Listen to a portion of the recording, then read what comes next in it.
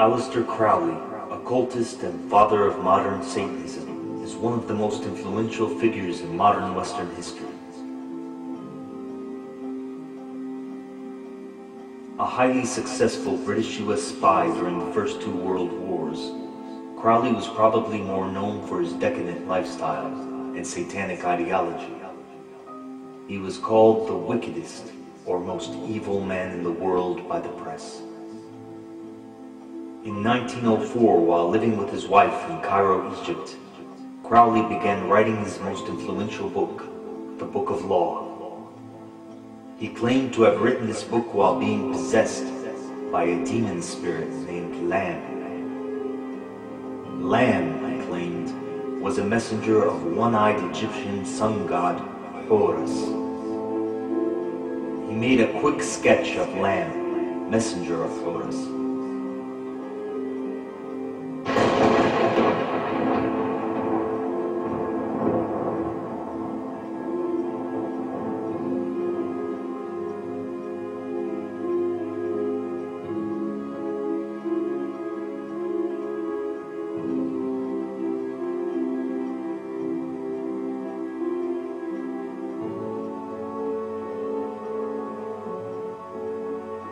While under the guise of being a spy, Crowley once had a meeting with Adolf Hitler himself.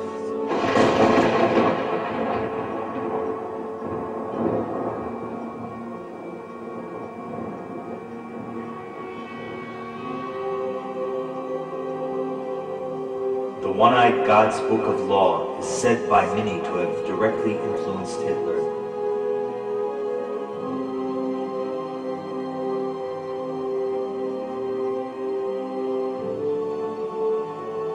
The following was the Book of Law's most central quote.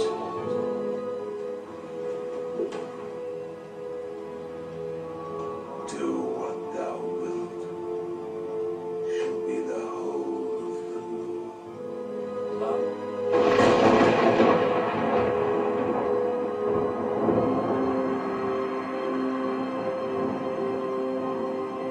In basic terms, the Book of Law mainly asks of its readers to forget God and to believe that there are no consequences to one's actions. So one must do what thou wilt, and that one should do whatever one wants in order to achieve as much pleasure as one can in this world, since the afterlife is non-existent.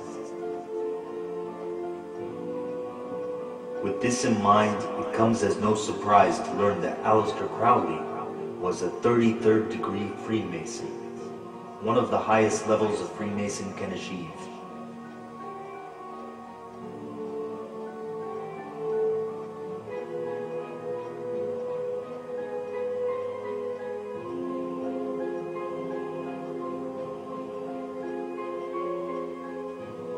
The Church of Satan was founded by Jewish man Anton LaVey. His book, The Satanic Bible, was almost entirely based on Crowley's The Book of Law. One of the main points made in the Satanic Bible was complete secularization of one's life, a full disbelief in God, and thus a disbelief in the afterlife. As such, a Satanist would work his whole life in achieving the most worldly pleasures he can, believing that this was the only life to live.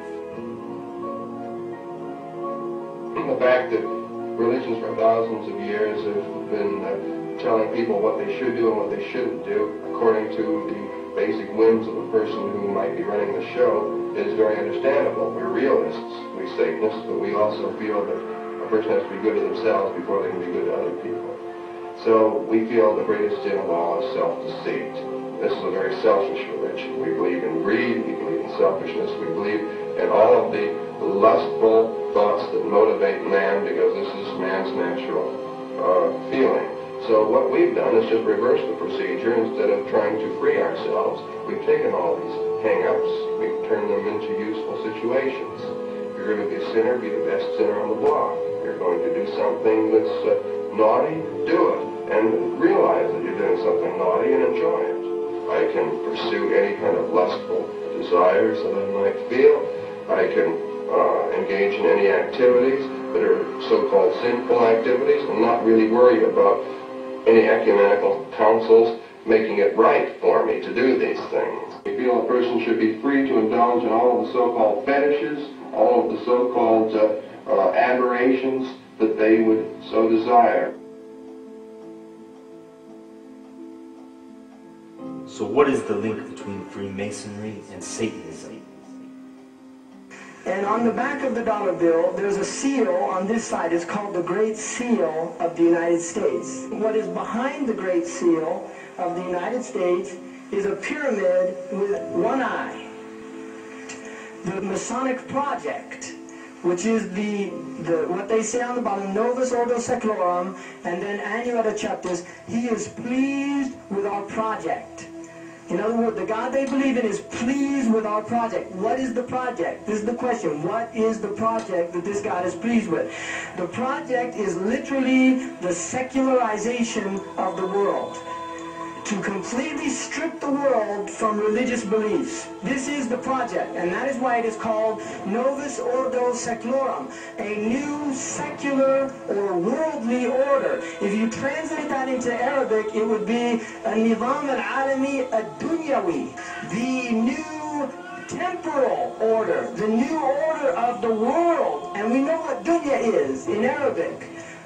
Dunya has a negative connotation in Islam. Dunya is the illusory nature of the world. It's the gharura. It's the aspect of the world that deludes you, thinking that you're permanent, thinking that you can transgress, thinking that you're independent from Allah. This is the dunya. Dunya is the illusory element of the world. It's that element that takes people away from the akhirah. And this is Shaitan's game.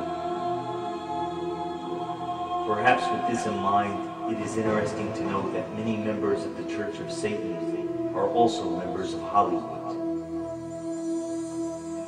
One of the most prominent images of Satan used in this church is the goat-headed god, Baphomet.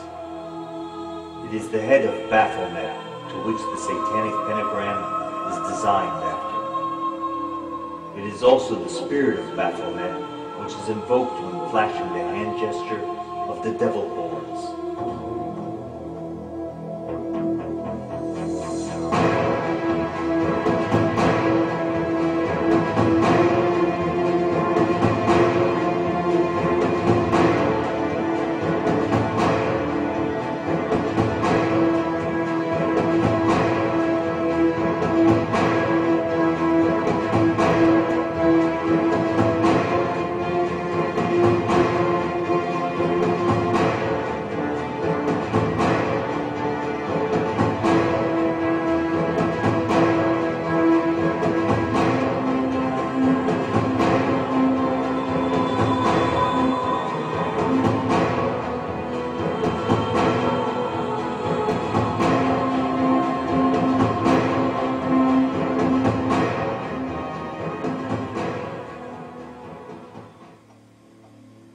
Could there be a secret link between our world leaders and Satanism? Also in the street plan of Washington, you find pentagrams. What the Nazis did, however, was take the swastika and turn it round to indicate the negative. It's what they call reverse symbolism in Satanism. So what they do with the pentagram, which is why it's become a satanic symbol, is to turn it upside down, so it's pointing down, reverse symbolism. It's the same with the dove, Semiramis. To the general population, the dove equals peace, love, and all this stuff. Reverse symbolism, the dove equals death and destruction. So here we have two pentagrams in the street plan of Washington. The top one points into the Capitol building, and the one at the bottom points into the White House. In the last century, they decided they didn't have a decent statue of George, so instead of getting an American to produce one, they ordered it from Italy, from Florence. And when it arrived on the dockside, people were staggered, because here was George, the first president of the United States, depicted naked from the waist up with this cloth over his Bill Clinton's, and then pointing up one arm, pointing down the other. What's going on? Unless you realize where these people are coming from, it's inexplicable.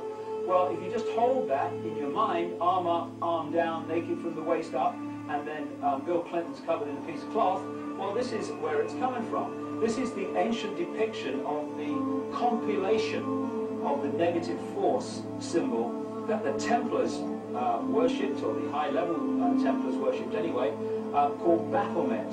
And this is why that they depicted George Washington in that way.